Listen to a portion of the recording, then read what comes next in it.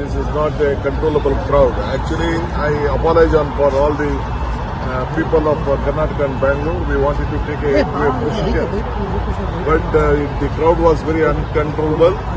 Sir, So we dropped that procession. So I appeal to excuse us, even from the Vidhan Sabha till here, though the rain came and it was the crowd was uncontrollable. The police also was finding very difficult, so we stopped the procession. We got a open vehicle also there. I think we saw that. Yeah. Sir, there was a stampede, sir. At least about 7 people have died as well as being said. Sir, can you confirm that? Stadium Suttamutta. As well? Just now from the just now from the Vidhan Sabha, I couldn't bring the. I had to bring the secretary and the president in my vehicle. The crowd was so much. So Sir, questions are being raised about the adequate arrangements. How did a lapse like this happen, sir? We had arranged more than 5,000. It is a young, vibrant crowd. This is a very, we can't use our lathi. Sir ಎಷ್ಟು ಜನ ಸಾವಾಗಿದೆ sir